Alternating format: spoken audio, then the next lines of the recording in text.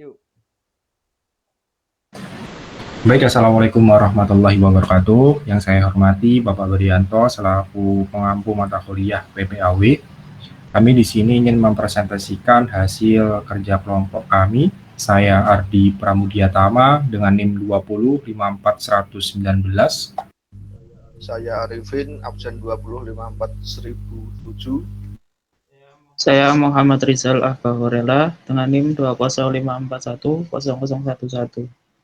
Dan saya Firsyah Putra 2544121. Saya Adi Kusuma Febrianta 25447. Baik, selanjutnya nanti akan masing-masing akan mempresentasikan hasil kerja kelompok kami. Yang pertama, saya sendiri daftar isi. Kami ada pendahuluan. Di dalam pendahuluan itu ada tujuan penulisan dokumen, lingkup masalah, definisi singkatan dan akronim, referensi, deskripsi umum dokumen. Di deskripsi global perangkat lunak, di dalamnya ada gambaran umum proyek, fungsi produk, karakteristik pengguna, dan batasan-batasan. Yang ketiga, deskripsi rinci kebutuhan, yang di dalamnya kebutuhan antarmuka eksternal, antarmuka pemakai, antarmuka perangkat keras, antarmuka perangkat lunak, kebutuhan fungsional, konteks diagram DFD level 1, DFD level 2 turunan proses 1.0 pembelian, DFD level 2 turunan proses 2.0 penjualan, DFD level 2 turunan proses 3.0 laporan pengeluaran, DFD level 2 turunan proses 3.0 laporan pendapatan, dan yang terakhir hubungan antar entitas. Terus yang selanjutnya ada daftar gambar. Daftar gambar itu di halaman 8 ada gambar 2.1 siklus pengolahan data, halaman 9 gambar 2.2 siklus pengolahan data yang dikembangkan, halaman 19 gambar 3.2.1 konteks diagram, halaman 20 gambar 3.22 DFD level 1. Nah, di dalam daftar gambar ini itu di dalam beberapa gambar itu kita tercantum gambar ini keterangan apa dan sebagainya. Yang selanjutnya daftar tabel. Daftar tabel itu halaman 10 tabel 2.3 karakteristik pengguna perangkat lunak, halaman 13 tabel 3.2 kebutuhan fungsional. Pertama, pendahuluan. Tujuan penulisan dokumen. Dokumen ini berisi penjelasan pemakaian dan penulisan dokumen, spesifikasi kebutuhan perangkat lunak, SKPL atau Software Recruitment Specification atau SRS. Dokumen ini selanjutnya akan menggunakan istilah SRS. Dokumen ini dibuat untuk membantu membuat spesifikasi perangkat lunak yang akan dikembangkan dengan rancangan berorientasi proses. Pada prinsipnya, hasil analisis sistem perangkat lunak dengan rancangan ini diuraikan sebagai sekumpulan proses yang terorganisasi secara hierarkis. Proses-proses tersebut saling berkomunikasi melalui suatu jalur aliran data. 1.2 lingkup masalah perangkat lunak bengkel atau PLB. Ini merupakan perangkat lunak yang dapat mengolah data transaksi pembelian dan penjualan serta memberikan informasi laporan pengeluaran dan pendapatan sebuah bengkel. Dalam pengoperasiannya, perangkat lunak ini dapat memperhatikan hal-hal berikut. Yang pertama, bagaimana mengolah data transaksi pembelian, bagaimana mengolah data transaksi penjualan, bagaimana mengetahui informasi pengeluaran, dan yang terakhir, bagaimana mengetahui informasi pendapatan. Selanjutnya, 1.3 definisi singkatan dan akronim. SRS itu Software Recruitment Specification, PLB perangkat lunak bengkel, REQ kode yang digunakan untuk mempresentasikan kebutuhan rekrutmen pada program PLB, dengan PLB merupakan kode program atau perangkat lunak. DCD, data konteks diagram, merupakan diagram yang menggambarkan hubungan sistem dengan lingkungannya.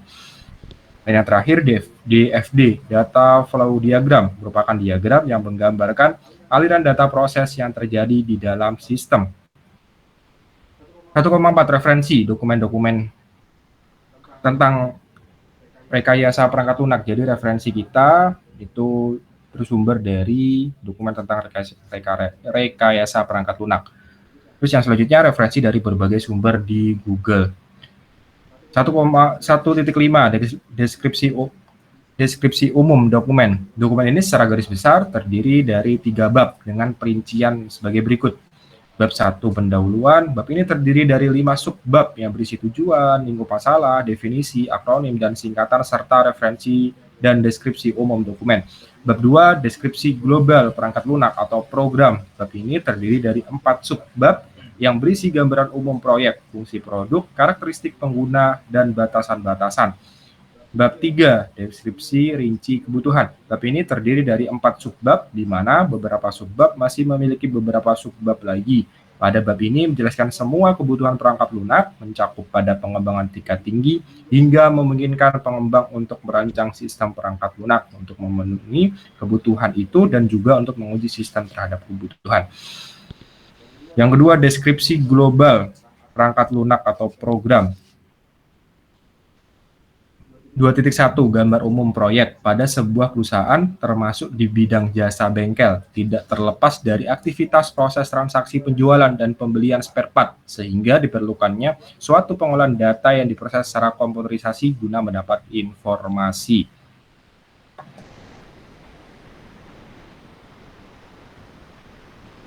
Ya, selanjutnya akan dibacakan oleh teman saya Arifin. Silakan.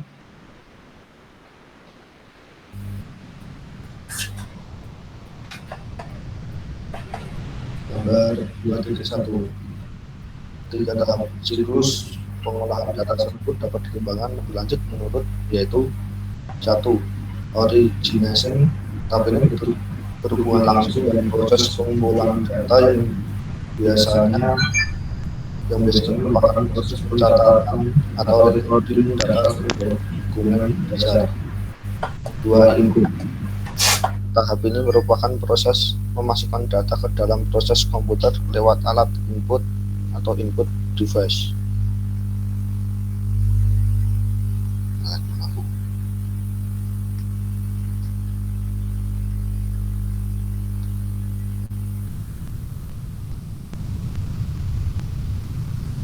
Tiga, processing. Tahap ini merupakan proses pengolahan dari data yang sudah dimasukkan yang dilakukan oleh alat pemproses atau processing device yang dapat berupa proses menghitung, membandingkan, mengklarifikasikan, mengurutkan, mengendalikan, atau mencari di dalam storage.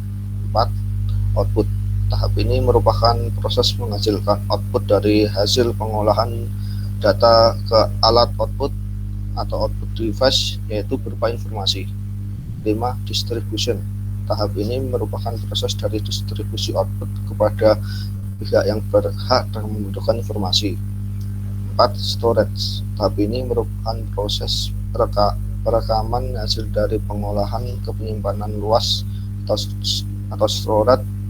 Hasil dari pengolahan yang disimpan di storage dapat dipergunakan sebagai bahan input untuk proses selanjutnya. Gambar 2.2 merupakan siklus pengolahan data yang dikembangkan. Mutu informasi sangat menentukan berhasil tidaknya perusahaan mencapai tujuannya, yaitu memperoleh keuntungan yang maksimal. Oleh sebab itu, penggunaan perangkat lunak dan komputerisasi dapat mengolah data dalam keperluan analisis dalam rangka pengambilan keputusan dan menentukan kebijakan, di mana kebijakan yang diambil akan berkaitan dengan strategi bisnis untuk masa depan. 2.2 Fungsi pokok. Berikut ini fungsi utama dari program PLB. 1. Dapat mengolah data transaksi pembelian. 2. Dapat mengolah data transaksi penjualan. 3. Dapat memberikan informasi pengeluaran. 4. Dapat memberikan informasi pendapatan. 2.3 Karakteristik pengguna.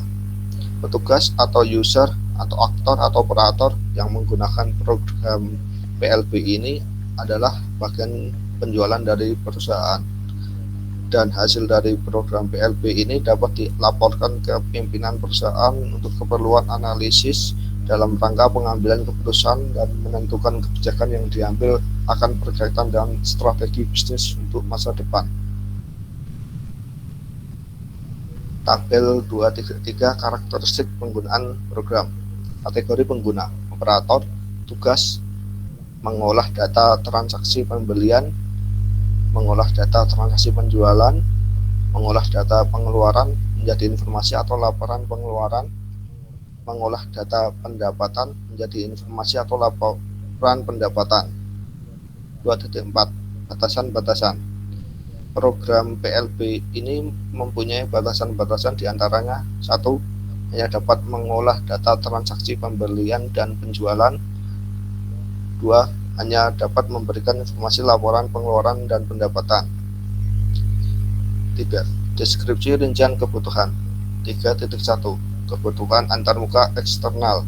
Kebutuhan antarmuka eksternal yang didefinisikan pada program ini mencakup kebutuhan antarmuka pemakai, antarmuka perangkat keras, dan antarmuka perangkat lunak.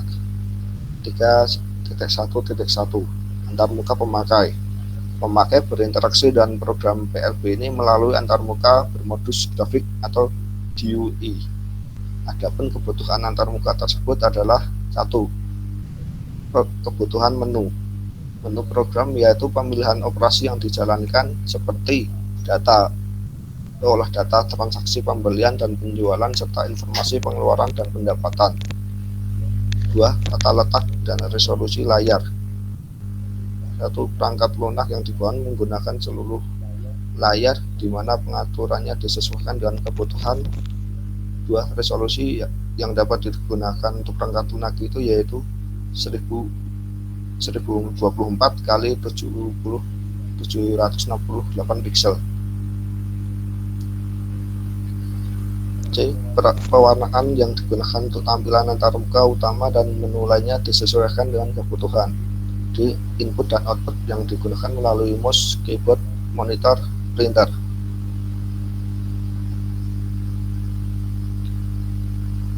Tiga titik 1.2 Antarmuka perangkat keras. Antarmuka perangkat keras yang digunakan dalam program PLB ini adalah 1. Mouse digunakan untuk mengenali input yang berkaitan dengan event dari pengguna seperti klik, double klik, drag, dan sebagainya. 2. Keyboard. Keyboard berfungsi sebagai alat penginput berupa karakter, berupa huruf, number, simbol, dan lain-lain. 3. Monitor.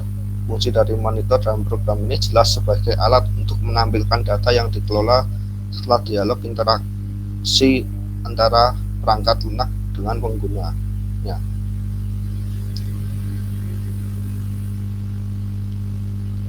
3.1.3 Antarmuka perangkat lunak. Perangkat lunak yang dibutuhkan untuk mendukung kinerja dari program PLB ini adalah 1. Sistem operasi. Nama sistem operasi Windows XP Professional SP3. Sumber Microsoft. 2. Bahasa pemrograman. Nama bahasa Visual Basic 6.0 Enterprise. Sumber Microsoft. 3. DBMS. Nama DBMS MySQL Server 5.1 Essential. Sumber Oracle. Selanjutnya akan dibacakan oleh Saudara Rizal. Oke, baiklah. Saya akan menjelaskan tentang 3.2 kebutuhan fungsional. Kebutuhan fungsional program atau PLB ini berisi spesifikasi yang harus dipenuhi oleh perangkat lunak yang dibangun sesuai dengan kebutuhan pengguna tersebut dapat dilihat pada tabel. Pada tabel 3.2 kebutuhan fungsional terdapat ID uji, pengujian, nomor request yang sesuai, skenario pengujian, hasil yang diharapkan, hasil pengujian, dan keterangan. Untuk ID uji U001 dengan pengujian proses pembelian, nomor request RIQ PLB 1.0, program dapat mengolah data transaksi pembelian. 1. Olah data pembelian RIQ PLB 1.1 terdapat 1.1 input data supplier yang skenarionya A. Input data supplier tetapi data sudah ada atau sama di tabel supplier dan tidak mengupdate data. hasil yang diharapkan tidak valid, hasil pengujian tidak valid, keterangan sesuai. B. Input data supplier tetapi data sudah ada atau sama di tabel supplier dan mengupdate data. Hasil yang diharapkan valid, hasil pengujian valid, keterangan sesuai. C. Input data supplier tetapi data tidak ada di tabel supplier dan menambah data. Hasil yang diharapkan valid, hasil pengujian valid, kemudian keterangan sesuai. Kemudian 1.2 input data barang. Skenario A, input data barang tetapi data sudah ada atau sama di tabel barang dan tidak mengupdate data. Hasil yang diharapkan tidak valid, hasil pengujian tidak valid, keterangan sesuai. B. Input data barang tetap data sudah ada atau sama di tabel barang dan mengupdate data. Hasil yang diharapkan valid, hasil pengujian valid, keterangan sesuai. C. Input data barang tetapi data tidak ada di tabel barang dan menambah data. Hasil yang diharapkan valid, hasil pengujian valid dan keterangan sesuai. Kemudian 1.3 input data harga servis. A. Input data harga servis tetapi data sudah ada atau sama di tabel servis dan tidak mengupdate data. Hasil yang diharapkan tidak valid, hasil pengujian tidak valid, keterangan sesuai. B. Input data harga servis tetapi data sudah ada atau sama di tabel servis dan mengupdate data. Hasil yang diharapkan valid, hasil pengujian valid dan keterangan sesuai. C. Input data harga servis tetapi data tidak ada di tabel servis dan menambah data. Hasil yang diharapkan valid, hasil pengujian valid dan keterangan sesuai. Kemudian pengujian nomor 2, hitung pembelian.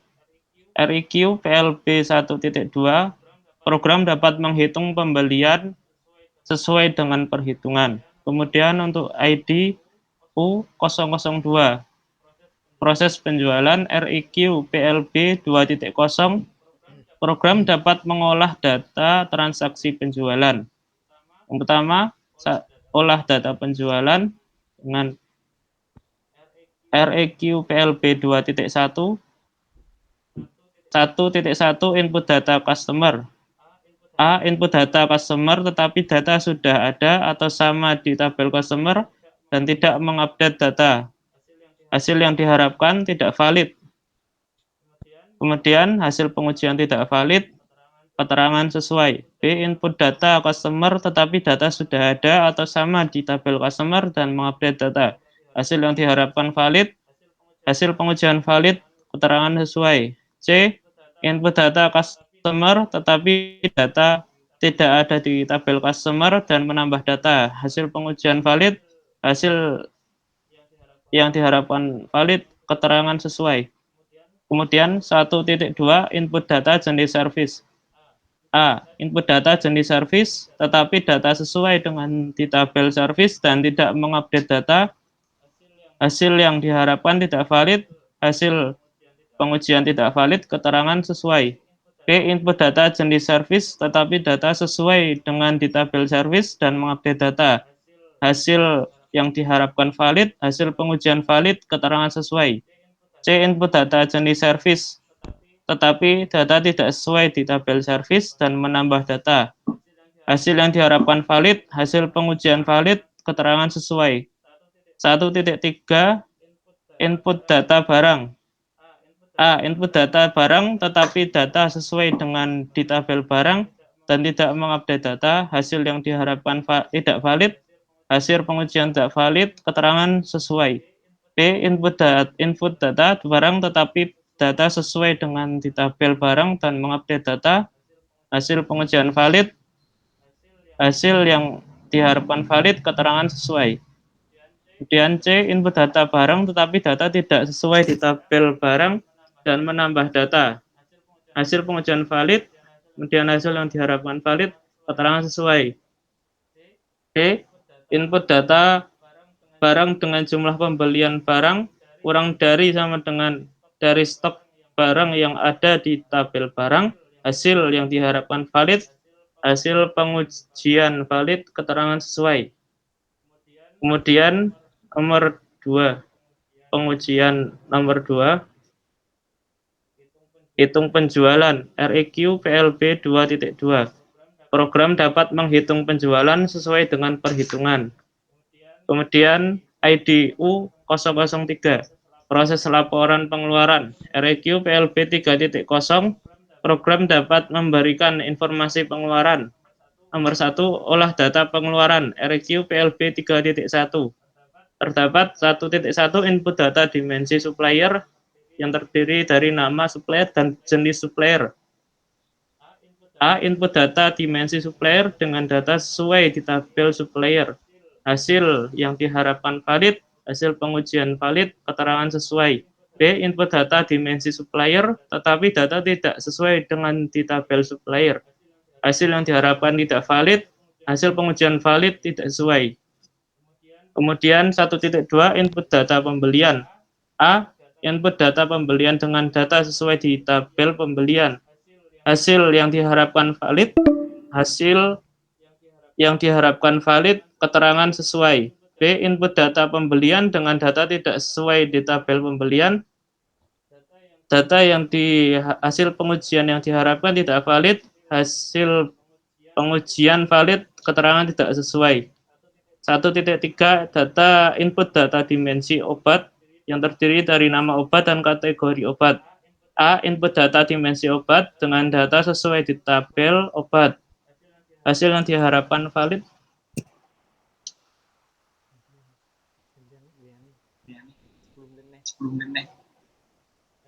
Hasil yang diharapkan valid, pengujian valid dan sesuai. Kemudian IDU 004, proses laporan pendapatan REQ PLB 4.0. Program dapat memberikan informasi pendapatan. 1. Olah data pendapatan REQ PLB 4.1. 1.1 input data dimensi customer dengan nama customer dan lokasi customer. Kemudian input data dimensi customer dengan sesuai di tabel customer, valid dan sesuai. Kemudian input data dimensi obat 1.2 input data penjualan dan oleh data per periode. Mungkin itu saja yang dapat saya sampaikan. Untuk selanjutnya akan dibacakan oleh Mas Hafid. Oke, terima kasih Mas Rizal.